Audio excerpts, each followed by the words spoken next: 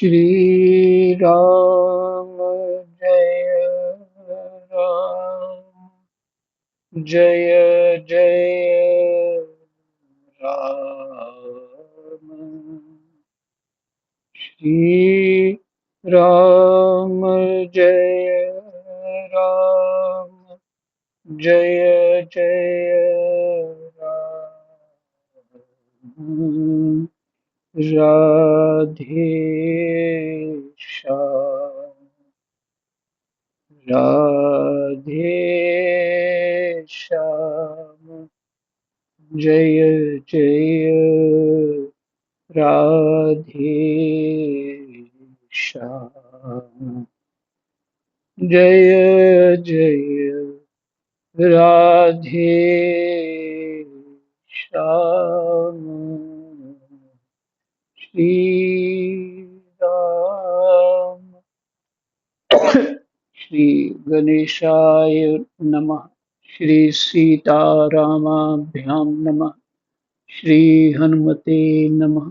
श्री उमापते नमः। श्री गुरुवे नमः। सब संतन की जय जय जय जय सीताराम राधे श्याम।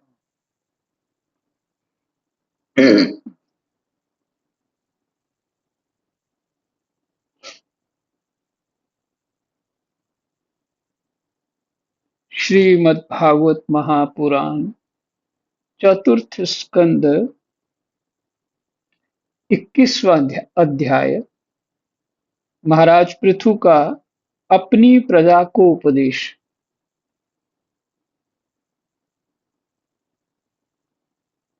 श्री मैत्रेय जी कहते हैं, विदुर जी, उस समय महाराज पृथु का नगर सर्वत्र मोतियों की लड़ियों, फूलों की मालाओं, रंग बिरंगे वस्त्रों, सोने के दरवाजों और अत्यंत सुगंधित धूपों से सुशोभित था। उसकी गलियां, चौक और सड़कें चंदन और अर्गजे के जल से सींच दी गई थी तथा उसे पुष्प, अक्षत, फल, यवांकुर, खील और दीपक आदि मांगलिक द्रव्यों से सजाया गया था। वह ठोर ठोर पर रखे हुए फल फूल के गुच्छों से युक्त केले के खंभों और सुपारी के पौधों से बड़ा ही मनोहर जान पड़ता था। तथा सब और आम आदि वृक्षों के नवीन पत्तों की वंदनवारों से विभूषित था।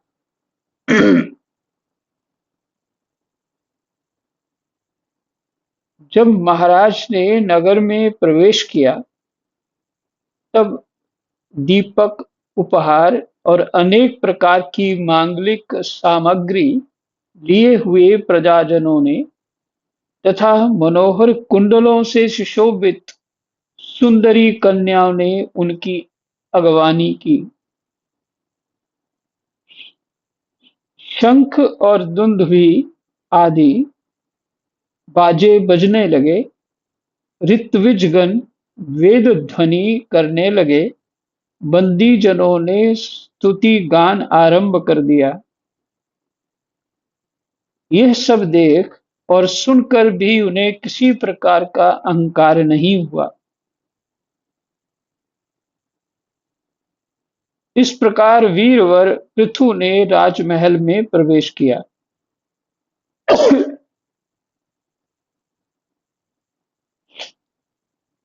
मार्ग में जहां तहां पूर्ववासी और देशवासियों ने उनका अभिनंदन किया।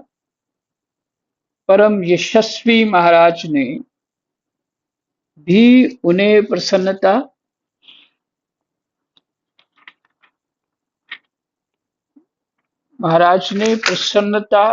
पूर्वक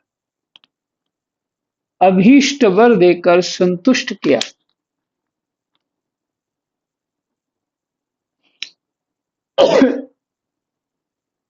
महाराज पृथु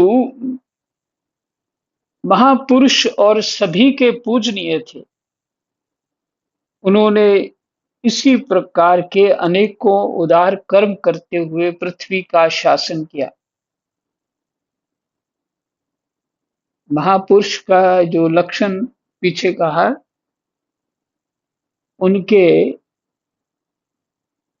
आध्यात्मिक चिंतन और जो ज्ञानमय चिंतन उनका है। ब्रह्मा जी ने बताया कि 99 जग ही रहने दो, तो तुम मोक्ष धर्म का पालन करने वाले हो, तो अपनी स्मृति में लौट आए। हाँ, बात तो ठीक है। और तुम्हें तो कोई फर्क नहीं पड़ता, इंद्र को फर्क पड़ रहा, इसलिए वो देवता हैं, तुम अपना हठ छोड़ दो। ठीक है, स्वीकार कर लिया, आज्ञा पालन करी, और विचार नहीं किया, अपना आज्ञा पालन करी। ब्रह्मा जी पिता हैं सबके।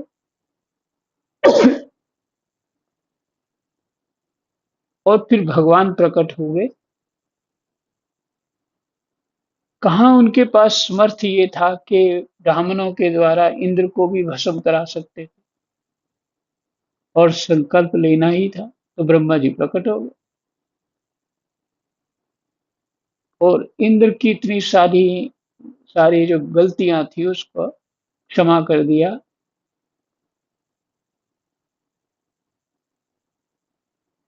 और इंद्र का आदर किया।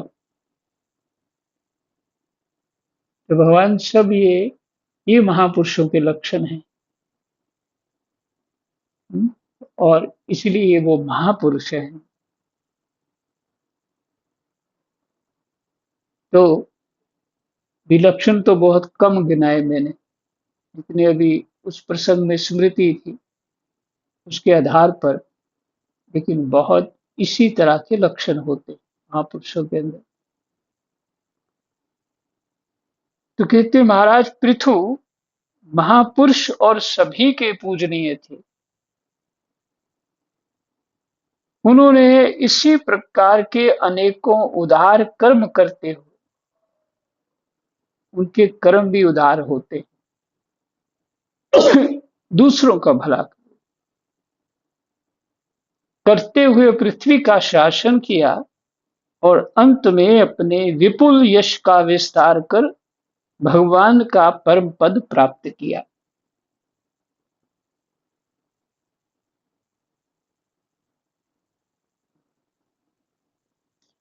कोई एक सुनते हैं, कोई एक तुक सी है, लेकिन हाँ, वो ब्रज में एक बाबा थे, सुनीता जी के वेश गुरु। वो बोलते जिसको कछु न चाहिए वही शहंशाह है, और जिसको हर समय चाहिए चाहिए, तो वो क्या हुआ फिर, तो मंगता ही हो गया ना। तो जिसको चाहिए नहीं महाराज, उस स्थिति के हैं को कुछ चाहिए नहीं, और सबकी उदारता के लिए कर्म कर रहे हैं, और उसमें सुख मानते हैं।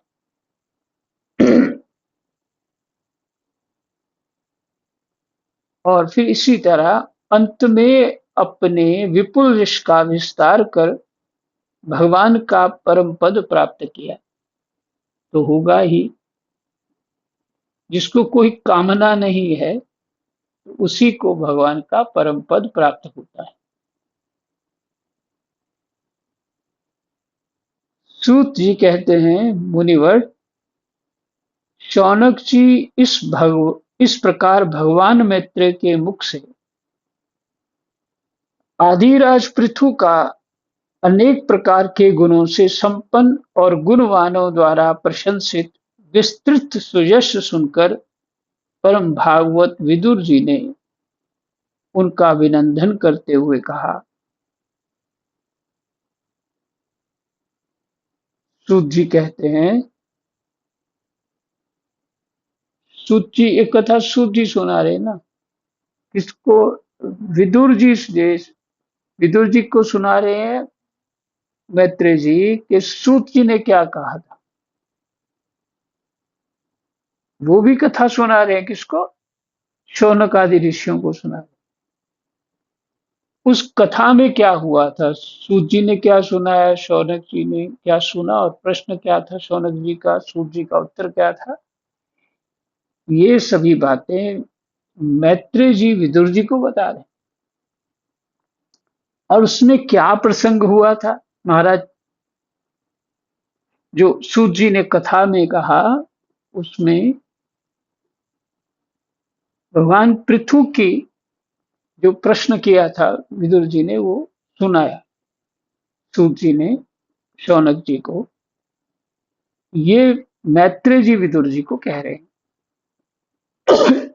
जैसे कोई किसी ने ये कहानी सुनाई थी उसको, और क्या क्या सुनाई थी वो मेरे से सुनो। वो अब जो उसके पास कोई होगा उसको सुनाएंगे, ये वाली बात है।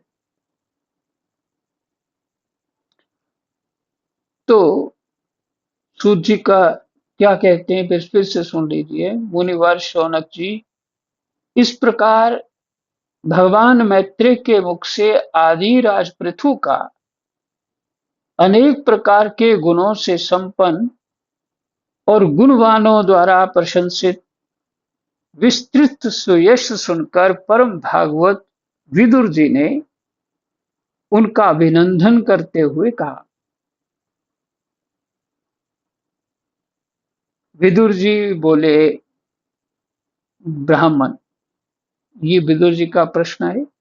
विदुर जी बोले, ब्राह्मण, ब्राह्मणों ने पृथु का अभिषेक किया, समस्त देवताओं ने उन्हें उपहार दिए, उन्होंने अपनी भुजाओं में वैष्णव तेज को धारण किया और उससे पृथ्वी का दोहन किया।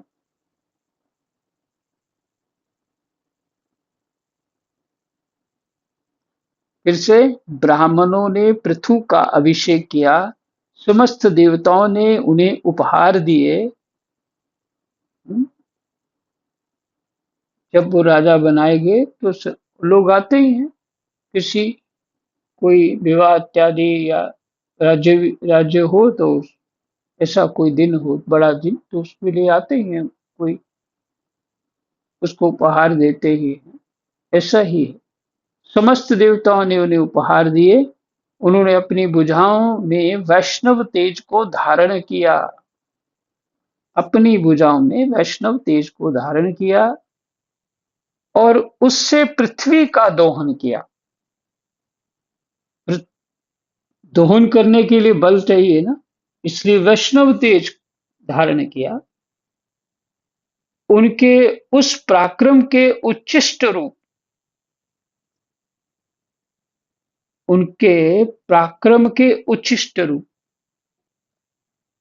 उनका उच्चिष्ट किसको कहते हैं? जूठा, जो किसी ने प्रसाद पा लिया जो बच गया उसको उच्चिष्ट कहते हैं। तो अब यहाँ पराक्रम जो है पृथु जी महाराज का, उसका जो उच्चिष्ट है, पराक्रम से बचा हुआ, अरे जूठापन जो है, विषय भोगों से ही आज भी संपूर्ण राजा तथा लोकपालों के सहित समस्त लोग इच्छानुसार जीवन निर्वाह करते हैं। उनके उच्चिष्ट विषय भोगों से ही, पराक्रम के उच्चिष्ट रूप विषय भोगों से ही आज भी संपूर्ण राजा तथा लोकपालों के सहित समस्त लोग इच्छानुसार जीवन निर्वाह करते हैं।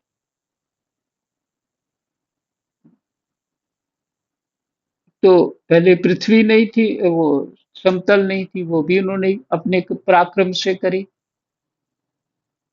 और ये विषय भोग तो उनकी कृपा से ही प्राप्त हुए ना, अन्न इत्यादि जो जो भी दोहन के समय सुने हमने, वो सभी तो महाराज पृथु ने किए। तभी तो ये सुख भोग ले रहे सभी लोग। हमें भी जो मिल रहा है तो उनकी कृपा से मिल रहा ना। जो तो पृथ्वी अगर वो पचा ही जाती सब वस्तुएं, तो यहाँ तो कुछ भी नहीं होता। अगर महाराज पृथु पृथ्वी पे वो कोप नहीं करते तो। इस दृष्टि से उच्छिष्ट शब्द कहा गया है। तो कहते हैं, भला ऐसा कौन समझदार होगा जो उनकी पवित्र कीर्ति सुनना ना चाहे। इनकी, महाराज पृथु की। अतः अभी आप मुझे उनके कुछ और भी पवित्र चरित्र सुनाइए। देखिए, धर्मराज हैं विदुर जी। प्रश्न करना भी आना चाहिए और उनके शब्दों को विचार करिए। कैसे इसमें क्या क्या शब्द है जो उन्होंने भाव रखे हैं, विचार रखे हैं, वो बहुत सुंदर है। एक बार फिर से पढ़ देता हूँ, बस सुनिए। ब्राह्मणों ने पृथु का अभिषेक किया। समस्त देवताओं ने उन्हें उपहार दिए। उन्होंने अपनी भुजाओं में वैष्णव तेज को धारण किया और उससे पृथ्वी का दोहन किया। उनके उस पराक्रम के उच्छिष्ट रूप विषय भोगों से ही आज भी संपूर्ण राजा तथा लोकपालों के सहित समस्त लोग इच्छा अनुसार जीवन निर्वाह करते हैं। भला ऐसा कौन समझदार होगा जो उनकी पवित्र कीर्ति सुनना ना चाहेगा। अतः अभी आप मुझे उनके कुछ और भी पवित्र चरित्र सुनाइए। ये विदुर जी की इच्छा है।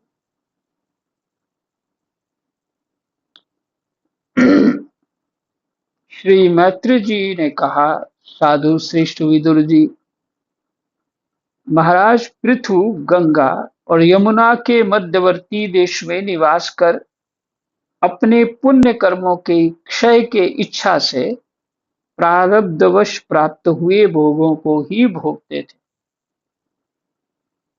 प्रारब्धवश प्राप्त हुए भोगों को ही भोगते थे।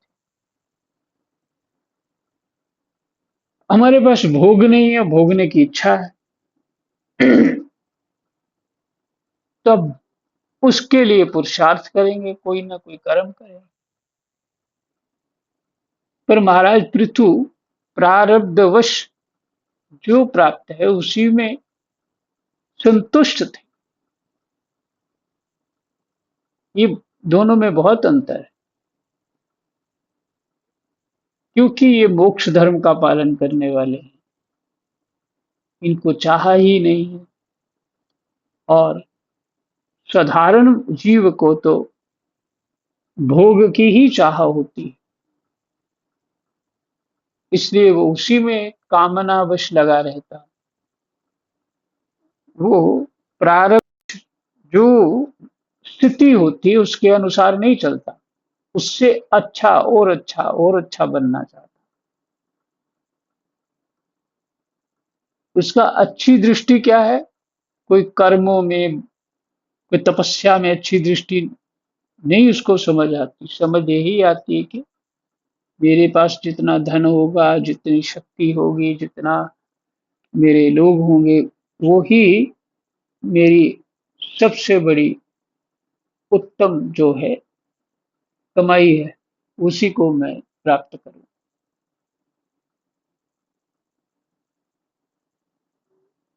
तो ब्राह्मण वंश और भगवान के संबंधी विष्णु भक्तों को छोड़कर उनका सातों द्वीपों के सभी पुरुषों पर अखंड एवं अबाध शासन था।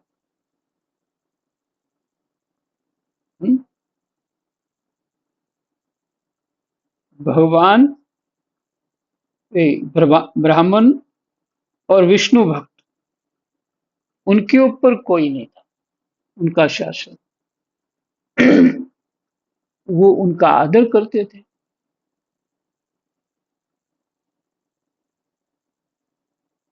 एक बार उन्होंने एक महासत्र की दीक्षा ली। उस समय वहां देवताओं, ब्रह्म ऋषियों, राज ऋषियों को बहुत बड़ा समाज एकत्र हुआ। उस समाज में महाराज पृथु ने उन पूजनीय अतिथियों का यथा योग्य सत्कार किया। फिर उस सभा में नक्षत्र मंडल में चंद्रमा के समान खड़े हो गए। उनका शरीर ऊंचा, भुजाएं भरी भरी हुई और विशाल विशाल हैं। उनकी भुजाएं मोटी है अर्थात, और विशाल हैं। रंग गोरा है। नेत्र कमल के समान सुंदर और अरुण वर्ण, नासिका सुगढ़, मुख मनोहर, स्वरूप सौम्य सौम्य है, और कंधे ऊंचे, और मुस्कान से युक्त दंत पंक्ति सुंदर थी। उनकी छाती चौड़ी, कमर का पिछला भाग स्थूल और उधर पीपल के पत्ते के समान,